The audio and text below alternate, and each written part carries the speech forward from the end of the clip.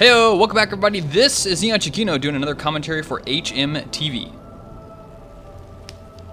Today we got a match from IEM Katowice. I think I have no idea how to correctly pronounce that. But yeah, let me go ahead and introduce our players on the map Daybreak. On the top side of the map in the bright blue, or I guess the standard blue. Bright blue, maybe it'd be these crystals, but the blue nonetheless. It's going to be a Terran player. LGIM YoDa.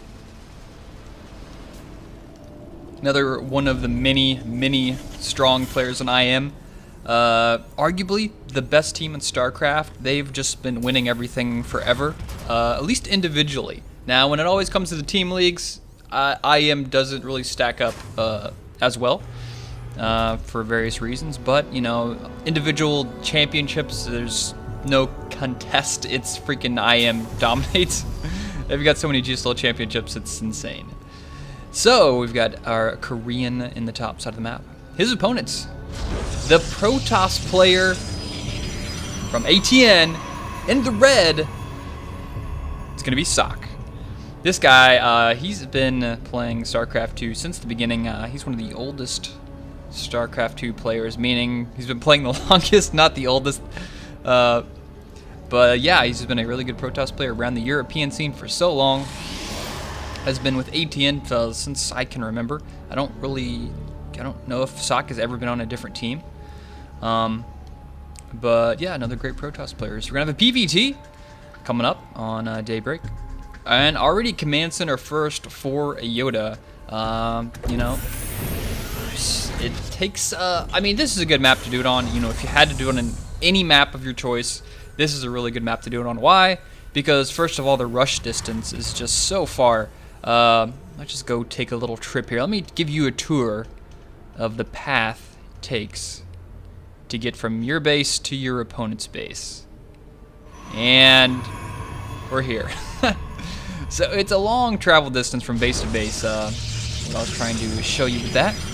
It takes a long time to get to your opponent's base, and the further away you are, the safer you are against different attacks. But so he kind of favors that type of plays. But of course, the counter to that is if your opponent blindly goes for like a proxy gateway. If he goes for a blind proxy gateway, then you're in trouble. But that's a blind counter, and that's just one of the risks you have to accept whenever you do a command center first build as a Terran player on any map, but most particularly this map, because this is a map where it'd be sort of a metagame play where they would think, oh, well, he might go for a command center first, so I'm going to go for a proxy gateway.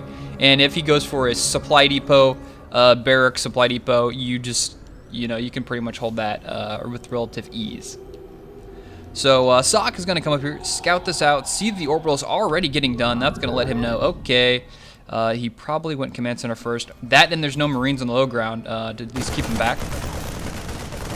2 barracks up here for YoDa. I like that. You know, some players will see, they'll even be more greedy. You'll see players go for a command center first, throw up a barracks, and then throw down double gas. That's such a risky play, and I don't know why, but I love seeing them get punished, because when players play so greedy and their opponent lets them get away with it, it feels like you could have just destroyed them. But YoDa playing a little bit safer here, and even gonna go for another command center, so up to 3 command centers already at the 5-minute and not even 30-second mark before he even takes his second or his first gas. But I do like this opening from YoDa. It's macro, yet relatively safe, because he did follow it up with double barracks play, which is mostly defensive, and he's using all the Marines out here to control the Zelnaga tower. So Socke over here on the other side of the map is throwing up some gateways. He's going to have some 3 gateway pressure. Maybe do a little bit of harass. We'll see what he's going to transition into.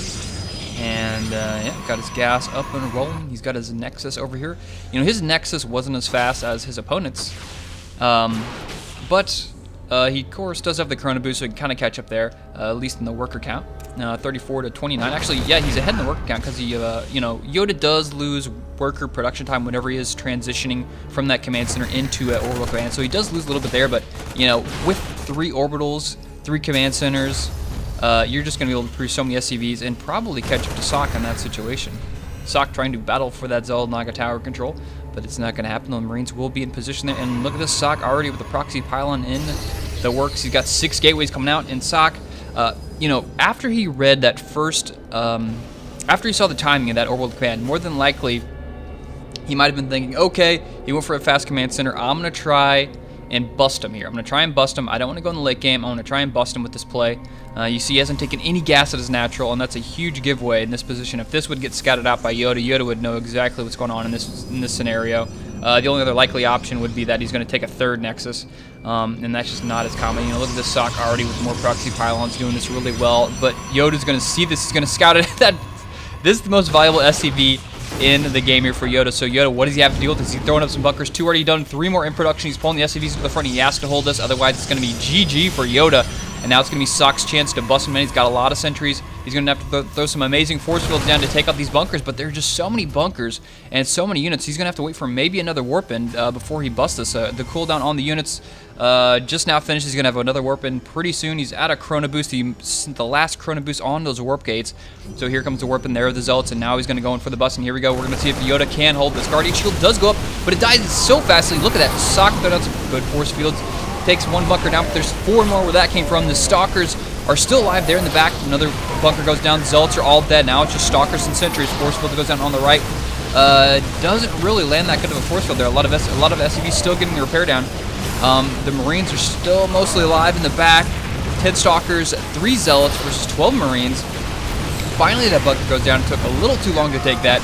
And now we're going to go down to the last bunker. LAGIM. YoDa has to hold this. More SCVs being pulled down here. And I don't know if he's going to have enough to do it. The bunkers are in such great positions. Those backup bunkers worked out so well. Socke with a pretty good supply lead, though. 67 versus 42. Let's look at the army supply. 30 versus 17. That's showing you who's the aggressor and who is the defender. YoDa is completely relying on these bunkers to keep him alive and in this game.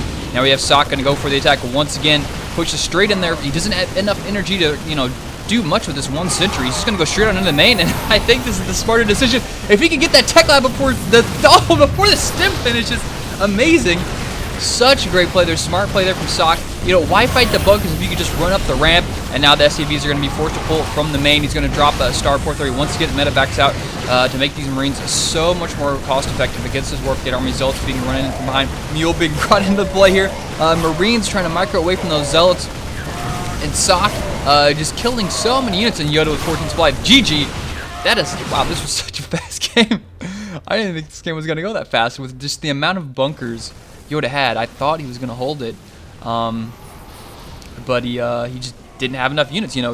I would have thought, after Socke sees 5 bunkers, all the SCVs pulled, that he would have fallen back, but he really wanted to go for that bust.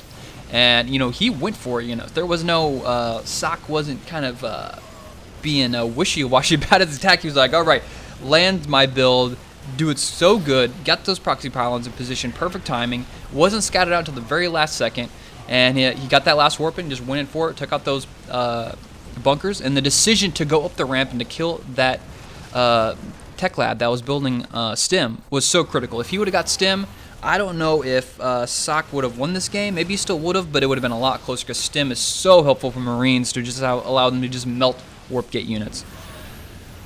So fun game there. Good bust there by Socke. YoDa normally is the, I would say, the favorite of this scenario, but Socke taking the win here, guys. The Europe wins over the Korean today.